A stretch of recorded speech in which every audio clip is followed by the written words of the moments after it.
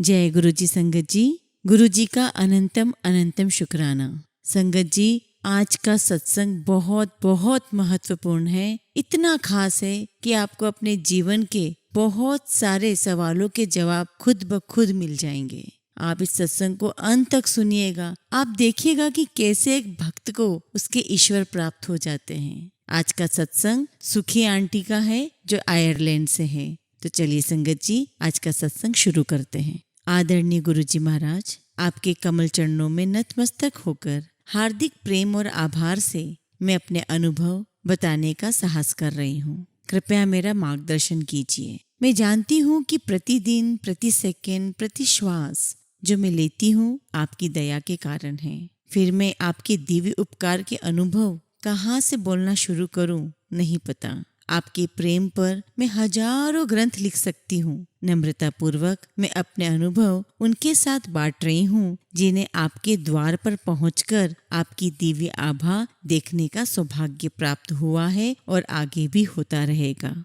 गुरु जी महाराज पूरी सृष्टि में है और पूरी सृष्टि उनमें समाई है। इस जगत में उनकी दिव्यता के अतिरिक्त और कुछ नहीं है। वह सर्व विद्यमान है। यह फैलती हुई सृष्टि एक फूलते बुलबुले के समान है जो फूटने को तत्पर है, किंतु जब तक गुरुजी हमारे जीवन में है वह नहीं फूटेगा। संगत जी, विवाह के कई वर्ष तक डेविड और मेरी संतान नहीं हुई थी। हम बहुत निराश थे और स्त्री रोग विशेषज्ञ से उपचार भी करवा चुके थे। फरवरी 1991 में मैं भारत से एक बच्चा गोद लेने का विचार कर रही थी। मैंने डबलिन में 48 सर्पेंटाइन मार्ग पर स्थित गुरुद्वारा साहिब श्री गुरु नानक दरबार में जाकर प्रभु से बात करने का निश्चय किया। गुरुद्वारे पहुंचकर मैं उनसे बात करने लगी। मैंने उनको कहा कि वह मेरे पिता हैं और मैं उनकी पुत्री। मेरी एक ही समस्या है। मैंने उनसे निवेदन किया कि मेरे लिए न सही मेरे पति के लिए एक संतान दे दें। उन्हें भी गोद लिया गया था और उन्हें किसी को अपनी संतान कहने में बहुत सुख मिलेगा। प्रार्थना स्वर्ग की ओर भेजकर आत्मविश्वास के साथ मैं वापस घर आ गई। 1 महीने के बाद मुझे अपने गर्भवती होने का आभास हुआ। मैंने अपनी डॉक्टर को फोन पर गर्भवती होने की सूचना दी। उन्होंने मुझे गर्भ परीक्षण करवाने की सलाह दी, क्योंकि मेरे जैसे रोगियों में छाया गर्भ होने के आसार भी पाए जाते हैं। मैंने उत्तर दिया कि मुझे 100% विश्वास है और मैंने बाबा जी गुरु नानक को उनके आशीर्वाद के लिए धन्यवाद दिया। 9 महीने के बाद मैंने एक सुंदर सी बेटी को जन्म दिया। चारों ओर प्रसन्नता का वातावरण छा गया। समय व्यतीत होने के साथ साथ मुझे लगने लगा कि मेरी बच्ची के साथ कुछ अनहोनी हो रही है। मैं पैरामेडिकल ट्रेनिंग ले चुकी हूँ और मुझे एहसास हुआ कि वह आंखों से संपर्क स्थापित नहीं कर रही थी। वह सुन नहीं सकती थी, मुस्कुराती या हंसती नहीं थी, ध्वनि नहीं कर सकती थी और अन्य हरकतें जो उसकी आयु के बच्चे कर सकते हैं नहीं कर रही थी। मैं अपने आप को डांटती थी कि मैं क्यों काम पर इतनी व्यस्त हूँ और अपनी ही संतान में शिशुओं के बढ़ने के चिन्ह ढूंढ रही हूँ। मैंने अपने आप को कहा, तुम माँ हो, ये तुम्हारी संतान है। रोग ढूंढना बंद करो। घर पर तुम हॉस्पिटल या आईसीयू में कार्य नहीं कर रही हो। परंतु मेरी आत्मा इतनी व्याकुल थी कि मैं उसके टेस्ट के लिए चली गई। विशेषज्ञ ने आपातकालीन मार्ग अपनाते हुए उसे तुरंत देश के सर्वप्रसिद्ध न्यूरोलॉजिस्ट के पास भेजा और हमारी कठिनाइयां अब शुरू हो गई। CT scan, brain scan, ECG इत्यादि अनेक परीक्षण हुए। आखिरकार डॉक्टर ने निष्कर्ष सुनाया कि उसे सेरेब्रल पल्सी नाम का एक मस्तिष्क रोग है जिसमें बच्चे का विकास अच्छे से नहीं होता है। मेरी बच्ची का नाम शीना है और डॉक्टर ने कहा कि शीना कभी बैठ या चल नहीं पाएगी और समय के साथ उसके चेहरे की बनावट विकृत हो जाएगी। शारीरिक और मानसिक रूप से वह विकलांग रहेगी। मेरे पति डेविड बहुत चिंता में थे और मैं अंदर से टूट चुकी थी और आवेश में आकर मैं चिल्लाई, आप मेरे साथ ऐसा कैसे कर सकते थे? कैसे? प्रभु, आप मेरे पिता नहीं हैं। डेविड ने मेरे मुंह पर हाथ रखकर कहा कि ईश्वर के बारे में इस प्रकार से बात नहीं की जाती है। जितना आश्वस्त होकर वह कह सकते थे, उन्होंने कहा कि शीना स्वस्थ हो जाएगी। मैं शीना को उठाकर घर वापस आ गई। मैं उस बावली स्त्री की तरह व्यवहार करने लगी जिसे कोई मानसिक विकार हो गया हो। मेरे आंखों से आंसू की धारा बह जा रही थी। मैं भगवान पर क्रोधित हो रही थी और अंत में मैंने डेविड को पूजा कक्ष में जाकर गुरु ग्रंथ साहिब को बाहर फेंकने के लिए कहा। मैं चिल्ला रही थी, इस संसार में कोई ईश्वर नहीं है। डेविड ने उत्तर दिया, सुखी, यदि तुम ईश्वर को अपने जीवन से निकालना चाहती हो वह तुम्हारी इच्छा है, पर मुझे यह पाप करने को मत कहो। मुझे अभी भी उनमें आस्था है। तब मैंने कहा, तो मैं गुरुद्वारे जा रही हूँ और बाद में लौटूंगी। इतना कहकर मैंने शीना को उठाया और चल पड़ी। मेरी बहन एमी हमें कार में गुरुद्वारे ले गई। मैंने शीना को गुरु ग्रंथ साहिब महाराज के निकट लिटाया और पागल बच्चे की भांति हरकतें करने लगी। मैंने सतगुरु से बहुत ज्यादा असंतोष प्रकट किया। मैंने कहा कि आपने तो कहा आप मेरे पिता हैं, आप मुझसे प्रेम करेंगे, मेरी रक्षा करेंगे, मेरा ध्यान रखेंगे। क्या इसे ध्यान रखना कहते हैं? आपने मुझे एक सुंदर सी संतान देकर धन्य किया और आपने उसके शरीर का सबसे महत्वपूर्ण भाग ले लिया, उसका मस्तिष्क। आप ऐसा कैसे कर सकते थे प्रभु? मैं रोए जा रही थी और ज्ञानी जी ने सोचा कि मैं पागल हो रही हूँ। फिर मैंने कहा, हे भगवान, मैंने अपने पूरे जीवन में आपको प्रेम किया है। यदि आप वास्तव में हैं, आप मुझे अपने अस्तित्व का प्रमाण देंगे कि आप मुझे सुन रहे हैं, और यदि आप ऐसा नहीं करेंगे तो मैं आपसे फिर कभी प्रेम नहीं करूंगी। मेरे लिए आपका कोई अस्तित्व नहीं रहेगा। मैं इस बच्ची से प्रेम करूंगी, इसका ध्यान रखूंगी और इसके लिए जो उचित होगा करूंगी, किंतु आपसे कभी प्रेम नहीं करूंगी। संगत जी, मेरा इतना कहना था कि शीना ने अपना नन्हा हाथ उठाकर मेरे गाल पर मारा। इस समय तक शीना के हाथ इतने कमजोर थे कि वह उसके सीने पर ही रहते थे। मुझे उन्हें उठाकर उनका व्यायाम कराना पड़ता था, क्योंकि वह स्वयं उनको हिला नहीं पाती थी। पर जैसे ही उसका हाथ मेरे गालों पर पड़ा, मैं उत्तेजित थी। मुझे पता था कि मेरे ईश्वर ने मुझे उत्तर दे दिया है। मैं उनके चरणों में गिर पड़ी, उनसे क्षमा याचना की और ज्ञानी जी को गुरु ग्रंथ साहिब से एक वाक्य निकालने को कहा। दिव्य संदेश था कि समय के साथ सब ठीक हो जाएगा। अतः मैंने शीना को उठाया और घर पर आ गई। मैं गुरु नानक देव से शीना को स्वस्थ करने के लिए प्रार्थना करने लगी, ताकि वह अपने कमरे से हमारे कमरे तक आ सके, भूख लगने पर अपने मुंह से और पेट की ओर उंगली कर सके, या फिर यदि उसके शरीर के किसी भी अंग में पीड़ा है तो उसमें उंगली रखकर बता सके।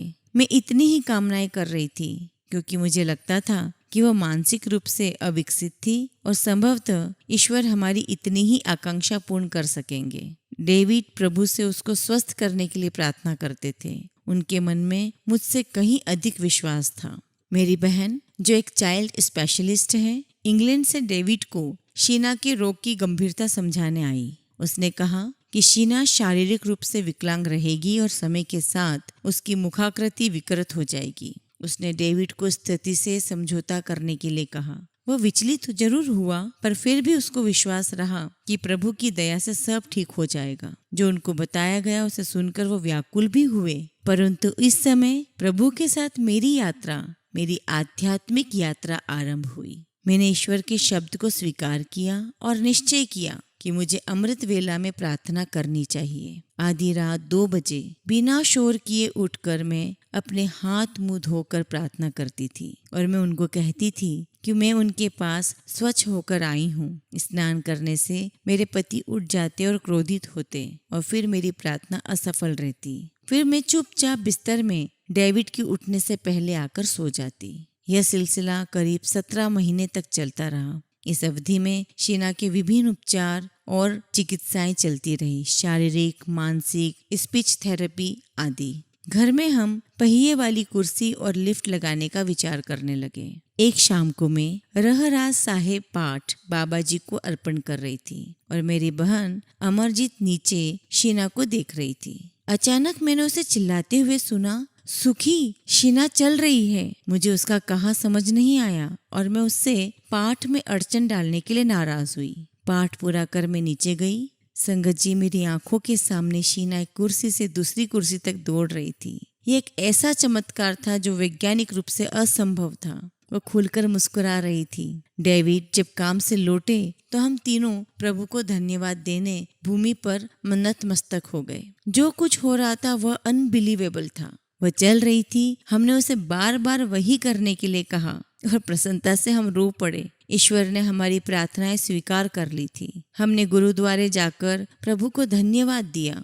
अपनी बच्ची की सहायता के लिए इतने समय से चली आ रही तप कर वरदान मांगने की प्रथा को मैंने पा लिया था। उस दिन से मैंने बाबा जी के रूम में जाकर जोत जलाना शुरू कर दिया और उनके द्वारा दर्शन की अभिलाषा प्रकट की। यह मेरे प्रेम की जोत थी। जीवन बीत रहा था। अचानक 1995 में मेरी माँ बीमार हो गई। उनका ब्लड प्रेशर बहुत तेज हो गया था और डॉक्टर ने कहा कि बड़े ऑपरेशन के द्वारा उनका यूट्रस निकालना पड़ेगा। मैं पैरामेडिकल ट्रेंड होने के कारण मेरी माँ ने मुझे घर आकर उनकी सहायता करने के लिए कहा। मैंने उन्हें शीना के रोग की गंभीरता के बारे में नहीं बताया था। कुछ समय पूर्व ही डेविड भी अपनी नौकरी से हाथ धो बैठे थे। फिर भी हमने निश्चय किया कि शीना और मैं भारत जाएंगे। हालांकि शीना प्रगति कर रही थी। उसके विकास में 2 क्रियाएं शेष थी। एक, वो बोल नहीं पा रही थी और दूसरी, वो सामान्य भोजन नहीं कर पा रही थी, जिसके कारण उसे कुछ विशेष खाना ही देना पड़ता था। भारत में रहते हुए उसके लिए ये विशेष वस्तुएं बहुत इम्पोर्टेंट थी। इसका अर्थ था यात्रा में अधिक सामान ले जाना। हम एयरपोर्ट पर अपने लिमिट से अधिक सामान लेकर पहुंचे। एयरपोर्ट ऑफिसर अधिक वजन के लिए पैसे की मांग कर रहे थे, पर यह हमारे लिए संभव नहीं था और मैं चिंतित हो गई और अंदर ही अंदर रो रही थी। हे प्रभु, कुछ कीजिए। वहाँ पर मेरी माँ रोगग्रस्त है और यहाँ पर मेरी बेटी। मेरे पास देने के लिए पैसे नहीं है, मैं क्या करूं? उसी समय गुरुजी, जिन्हें मैं इस समय तक जानती नहीं थी, ने चंडीगढ़ में संगत को कहा कि एक बेटी ने उन्हें आयरलैंड में बुलाया है और उन्हें वहां जाना है। और उसी समय ऑफिसर ने मेरी ओर मुड़कर कहा कि मैं आगे जा सकती हूँ। उसने यह भी कहा कि अधिक सामान के लिए कोई अतिरिक्त पैसा देने की आवश्यकता नहीं है। मैंने ईश्वर को मेरी सहायता के लिए धन्यवाद दिया और इस बारे में और अधिक नहीं सोचा। मेरी छोटी बहन ने मुझे गुरुजी महाराज के दर्शन के लिए विनती की थी। मेरी माँ को उनके ऑपरेशन से पूर्व उन्हें अपने कमरे में तीव्र सुगंध मिली। ऑपरेशन में माँ के शरीर से निकला हुआ गर्भाशय श्वेत रंग का हो गया और वह ठीक थी। कैंसर के कोई चिन्ह नहीं थे। उस समय हमने इन घटनाओं के बारे में ज्यादा कुछ नहीं सोचा, किंतु जब अब हम एनालिसिस करते हैं तो लगता है कि उस समय हमने उन्हें नहीं पहचाना और उनको अपने हृदय में स्थान नहीं दिया। एक दिन माँ की सर्जरी के बाद मैं चंडीगढ़ के सेक्टर 35 में अपने भाई के घर बैठी हुई थी जब मैंने कुछ लोगों को गुरुजी के बारे में बात करते हुए सुना। उनमें मेरी भाभी के भाई भी थे जो गुरुजी के भक्त हैं। मुझे एहसास हुआ कि कोई मुझे बुला रहा है। मैंने पूछा कि क्या मैं गुरुजी से मिल सकती हूँ? मेरे परिवार वाले मुझे ये सुनकर शॉक्ड हो गए, क्योंकि मैं कभी किसी पंडित, पुजारी, संत और धार्मिक लोगों के पास नहीं जाती थी। मैं गुरु नानक के उपदेशों का अनुसरण करती थी और उन्होंने ऐसे लोगों के पास जाने का मना किया था। उन्होंने कहा, सुखी, हमने कभी तुमसे इस बारे में पूछा नहीं था क्योंकि तुम इनमें विश्वास ही नहीं करती हो। उस शाम जब मैं गुरुजी के पास गई और कार से उतर रही थी तो गुरुजी ने संगत को बताया, बेटी आ गई है। उनके मंदिर में प्रवेश करके मैंने उनके कमल चरणों को स्पर्श किया। उन्होंने मुझे दिव्य प्रसाद दिया और बैठने के लिए कहा। वह उठकर मेरे पास आकर बैठ गए और उन्होंने मेरे रोगों, मेरी सर्जरी, आयरलैंड में मेरे घर, मेरी सजावट, घर की प्रत्येक कमरे की वस्तुएं, खिलौने, भोजन करने के बर्तन आदि अनेक वस्तुओं के बारे में विस्तार से बताना शुरू कर दिया और मैं यह सब सुनकर सरप्राइज्ड हो रही थी। फिर गुरुजी ने कहा, अभी तो उन्हें बहुत कुछ दिखाना और सिद्ध करना शेष है। मेरे साथ बैठी एक महिला ने मुझे कहा, गुरुजी ने उन्हें बताया था कि मैंने ईश्वर के द्वार पर इतनी जोर से दस्तक दी कि मेरी बेटी स्वस्थ हो गई, इसलिए मुझे गुरुजी का आभारी होना चाहिए। सरप्राइज होने के साथ साथ मैं थोड़ी विस्मित भी थी। यह तो ईश्वर और मेरी आपस की बात थी। गुरुजी को इसके बारे में कैसे पता? मैंने उनकी ओर देखा।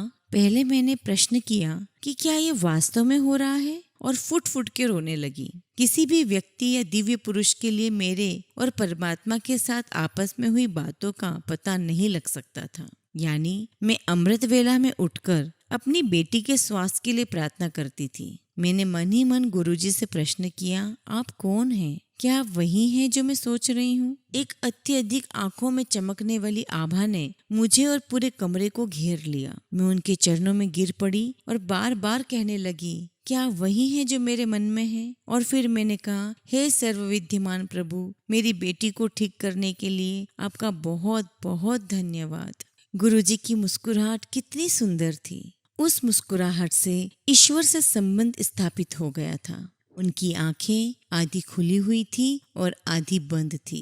फिर मैंने क्षमा मांगी और पूरी संगत को देखने के लिए पीछे जाकर बैठ गई। मैंने अपने आसपास बैठे हुए लोगों से गुरुजी के बारे में अपने निजी अनुभव कहने के लिए विनती की। जो कुछ मैंने सुना यह बिल्कुल मेरे नाना जी और पवित्र पुस्तकों और गुरु ग्रंथ साहिब की सीख के अनुरूप था। मेरी राय में गुरुजी गुरु नानक समान हैं। जैसे ही मैंने सोचा, गुरुजी ने मुझे आगे बुलाया और कहा, सुखी, तुम्हें आने वाली बैसाखी सदा याद रहेगी। मेरे लिए बैसाखी का अर्थ केवल फसल काटने का समय था। गुरुजी के चारों ओर मुझे गुलाब और लेवेंडर पुष्पों की सुगंध आ रही थी। लोगों ने मुझे गुरुजी के पैर और हाथ सूंघने के लिए कहा। वह उसी सुगंध से भरे हुए हैं। उनके चरणों को छूते ही मेरे हाथ उस सुगंध से भर गए। मैं अचंभित रह गई। गुरुजी ने मेरी ओर मुड़कर कहा, बेटी, ये अमृत है। उस समय वह मेरे आसपास उपस्थित लोगों का उपचार कर रहे थे और जैसे ही कोई रोग ठीक होता था वो मुस्कुराते थे। रात के अंत में मैंने अपना सिर उनके कमल चरणों में रख दिया। जब सिर उठाकर मैंने उनकी आंखों में देखा तो उनकी आंखों से 2 किरणें निकलकर मेरी ओर आई। उनमें सितारे भरे हुए थे। मुझे आभास हुआ कि वह कौन है। बचपन से मुझे सदा लगता था कि प्रभु मेरे पास किरणों के मार्ग से आएंगे और वह सितारों से भरी होगी। घर चलते हुए गुरुजी ने मुझे अगले दिन शीना को लाने के लिए कहा। मैंने उत्तर दिया कि यह बहुत कठिन होगा क्योंकि वह कुछ नहीं खाएगी, लोग उसको घूरेंगे, पर अंत में यह भी कह दिया कि मैं उनके निर्देशों का पालन करूंगी। अगले दिन मैं शीना को लेकर गुरुजी के पास आई। जब हम सेक्टर 33 में गुरुजी के मंदिर की ओर जा रहे थे, शीना मेरा हाथ छोड़कर गुरुजी की ओर भागी। वह उनके कमल चरणों में नतमस्तक हुई और बोली, वाह हे गुरु।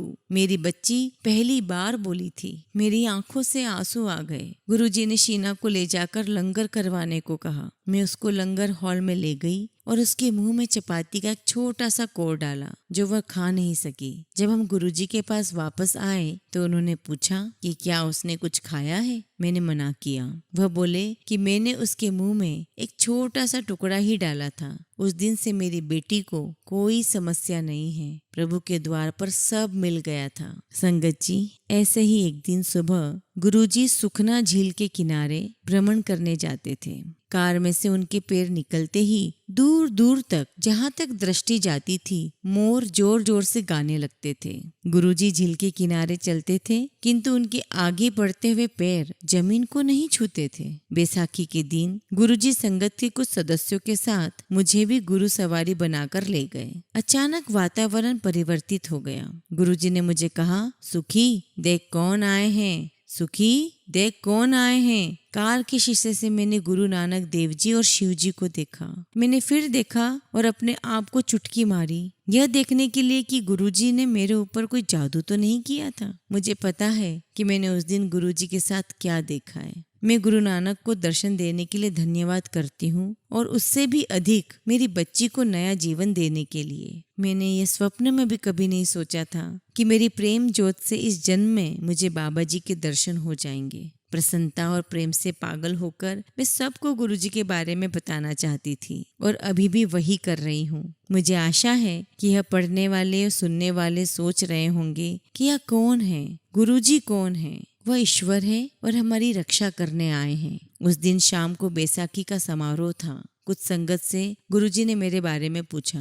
मैं घर पर थी। उनका अस्तित्व जानने के बाद मैं उनका सामना करने का साहस नहीं जुटा पा रही थी, इसलिए मुझे बुलाया गया और मेरे पहुंचने पर मुझ पर प्रेम की वर्षा की गई। मैं प्रिय प्रभु की आत्मा को देखना चाहती थी। बैसाखी के एक दिन उपरांत गुरुजी ने मुझे कुछ मांगने के लिए कहा। मैंने उत्तर दिया कि आपने मुझे सब कुछ दे दिया है, मैं ही आपको पहचान नहीं पा रही थी। उनके दोबारा कहने पर मैंने उनसे अपनी बहन अमरजीत को स्वस्थ करने के लिए कहा, जो गठिए से पीड़ित थी। एमी को अपनी पीड़ा के कारण काम करने में कष्ट होता था।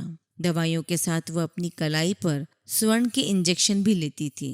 गुरुजी ने उसका चित्र लाने के लिए कहा। उन्होंने भविष्यवाणी की कि वह मुझे फोन करेगी और मैं उसे सारी दवाइयां फेंकने के लिए कहूंगा और कहूंगा कि अब वह स्वस्थ है। समय के साथ पता लगा कि गुरुजी ने यहाँ भारत में बैठे हुए उसे आयरलैंड में ठीक कर दिया था।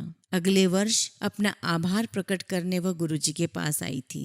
एक और घटना हुई। एक दिन गुरुजी ने कहा कि डेविड मुझे फोन करेंगे और मैं उनको कहूँगा कि फ्रिज काम नहीं कर रहा है और उसमें भोजन सड़ रहा है। वास्तव में उनका फोन आया और मैंने गुरुजी की कही हुई बात बताई, किंतु उन्होंने कहा कि वह घर पर ही है और फ्रिज ठीक से काम कर रहा है। जब मैंने वापस जाकर देखा तो उसका फ्रीजर खराब हो गया था और उसमें भोजन सड़ चुका था। समय आया जब मुझे आयरलैंड लौटना था। मुझे अपने गुरु से अलग होना था। उन्होंने कहा कि वो मुझसे दूर से भी बात करेंगे। मैं उदास थी क्योंकि मुझे इसका अर्थ समझ नहीं आया था। बाद में मुझे आभास हुआ कि वो वास्तव में टेलीपैथी से बात करते हैं। मैं उनसे बोलकर बात नहीं कर सकती थी। यदि कोई प्रश्न पूछती तो वो उसका उत्तर देते थे।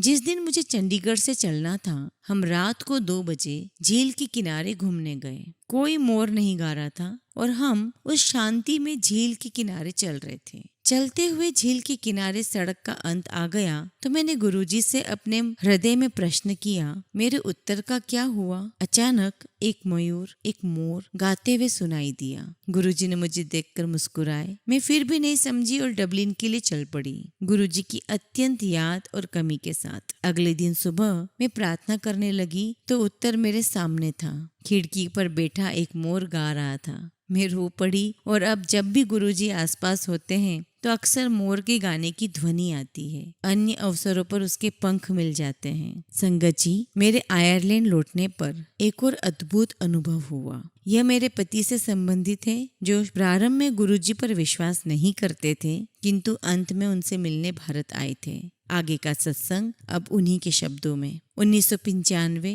हेमंत ऋतु, मैंने कंपनी के इंफॉर्मेशन टेक्नोलॉजी विभाग में एक नया उपकरण बेचने के लिए काम करना शुरू किया था। क्योंकि तकनीक नई और महंगी थी, मुझे पता था कि इसको बिकने में समय लग सकता है, किंतु सफलता की आशा अवश्य थी। एक दिन मैंने डबलिन के एक संस्थान में जाकर उसका प्रदर्शन किया। ग्राहक खरीदने को तो तैयार था, परंतु उसे कितनी क्वांटिटी में चाहिए वो नहीं बता रहा था। उसके बाद जब मैं एक पुल के ऊपर से गुजर रहा था तो मैंने गुरुजी को पैदल यात्रियों के पथ पर नीली डेनिम की जीन्स और नीले रंग के टी शर्ट में देखकर बड़ा सरप्राइज हुआ। मैं इतना चकित हुआ कि मैंने कार को मोड़कर उनको फिर से देखने का प्रयास किया, जिससे मैं उनको आदर दे सकूं, परंतु वह अंतर्ध्यान हो चुके थे। मैंने घर जाकर सुखी को घटना के बारे में बताया कि गुरुजी डबलिन आए थे। इस घटना से मुझे विश्वास हो गया कि मैं वह उपकरण बेच पाऊंगा। कुछ ही सप्ताह में उस ग्राहक ने वह वस्तु खरीद ली। यह कंपनी की पहली बिक्री थी। कई महीनों के बाद डेविड को सीने में दर्द के कारण हॉस्पिटल ले जाया गया। ईसीजी से स्पष्ट था कि उन्हें दिल का दौरा पड़ा था। मैं आईसीयू में काम कर चुकी थी। मुझे उनकी इस अवस्था से चिंता थी। मैंने सहायता के लिए गुरुजी को पुकार लगाई और डेविड को गुरुजी द्वारा अभिमंत्रित एक पेंडेंट दिया। डेविड की गंभीर अवस्था देखते हुए सब टेस्ट करने के लिए उन्हें आईसीयू केंद्र में रखा था। वहां पर लेटे हुए पहले उन्हें गुरुजी की सुगंध आई और उसके पश्चात नींद आने पर वह सो गए। इस अवधि में मैंने गुरुजी को फोन किया। गुरुजी ने स्वयं फोन उठाया और बोले कि वह पहले ही डेविड के पास हो आए हैं और सब ठीक हो जाएगा, मैं चिंता नहीं करूं। मैं डेविड के बेड के किनारे आ गई। जब वो उठे तो उन्होंने कहा कि उन्हें अच्छा लग रहा है और कोई दर्द नहीं है। सुगंध का वर्णन करते हुए उन्होंने कहा कि उन्हें गुरुजी के आने का आभास हुआ था। अब सब परीक्षण सही आए। उनमें हृदय रोग के कोई चिन्ह नहीं थे। ईसीजी भी सामान्य था और उन्हें घर भेज दिया गया। डॉक्टर ने कहा कि उनका हार्ट उनसे बहुत कम आयु के व्यक्ति सा था। मैं भाव विभोर हो गई। अभी भी मैं प्रभु के बारे में जान रही थी। हम मनुष्य इतने अस्थिर और निर्बल हैं कि हम शीघ्र ही हार मान लेते हैं। ईश्वर के मुख से निकला हुआ प्रत्येक शब्द स्वर्ण समान है और उसे गंभीरता से लेना चाहिए। एक बार गुरुजी की संगत में प्रत्येक भक्त को एक चांदी का सिक्का मिला, जिसके एक ओर बाबा नानक का चित्र था और दूसरी ओर गुरुजी के चरण। जब ये भारत में हुआ, मुझे भी वह सिक्का आयरलैंड में मिला। जब मैं प्रार्थना करती थी, मुझे उनके स्वरूप से मिश्री या लाल गुलाब मिलते थे। एक अवसर पर मेरी बहन अमरजीत ने उनके स्वरूप के सामने खड़े होकर कहा, सुखी ही क्यों, मैं क्यों नहीं गुरुजी? उसी समय गुरुजी के स्वरूप में उसने उनको अपनी पलक झपकते हुए देखा। वो रोती बिलखती मेरे पास भागी हुई आई कि उसने गुरुजी को ललकारा था और वह अत्यंत क्षमा प्रार्थी है। फिर एक बार हम कार में देर रात घर वापस आ रहे थे। हमें लंबी यात्रा करनी थी और कार में पेट्रोल बहुत कम था। हमें लग रहा था कि अगले आधे घंटे में फ्यूल खत्म हो जाएगा। 1 घंटे की यात्रा के बाद जब हम पेट्रोल पंप पहुंचे तो वह बंद था। अब हमारे पास बिना पेट्रोल भरे चलने के अतिरिक्त और कोई उपाय नहीं था और हम चल पड़े। 2 घंटे की यात्रा के बाद गुरुजी की कृपा से खाली पेट्रोल टैंक के साथ ही हम घर पहुंच गए। गुरुजी ने मुझे गुरु नानक और शिव के संबंधों के बारे में भी बताया। कैसे गुरु नानक जी शिवरात्रि को शिव मंदिर में जाकर एक शिला पर बैठकर शिव जी को सुना करते थे। प्रभु प्रेम की खोज में मेरा जीवन परिवर्तित हो गया है। उन्होंने सबसे कठिन अवसरों पर मेरी सहायता की है। उन्होंने मुझे दिव्य जीवन, शक्ति, सुरक्षा, प्रेरणा, जीने की इच्छा और उनके दिव्य रूप को खोजने की लालसा दी है। मैं अच्छा बनने का प्रयास करती हूँ जिससे मैं उनके चरणों में रह सकूं। मैं हृदय और आत्मा से उनसे प्रार्थना करती हूँ कि वह मुझे अपने कमल चरणों में आश्रय देते रहें और उनकी लंबी आयु की भी विनती करती हूँ कि वह सबकी आत्माओं को शुद्ध करते रहे। गुरुजी हमारे रक्षक हैं। हमारे कर्मों में वह हमारी सहायता करते हैं। मेरे जीवन का प्रत्येक क्षण उनके अनुभव से लिप्त रहता है। मैं उनके बारे में आगे भी और अपने अनुभव बांटती रहूंगी। मैं आपसे विनती करती हूँ कि आप सब अपने जीवन में गुरुजी का महत्व जानें। हम सब उनकी छत्र छाया में उनकी कृपा से ही हैं। अपने अनुभव बताने में किसी भी त्रुटि के लिए मैं उनसे क्षमा मांगती हूँ। उनकी दया की अभिलाषा करते हुए मैं उनके संदेश सब में प्रसारित करती रहूंगी। हे प्रभु, हे गुरुजी, मुझे अपनी संगत में और अपने कमल चरणों में स्थान दे। आपका अनंतम अनंतम शुक्राना। जय गुरुजी। शुक्राना गुरुजी।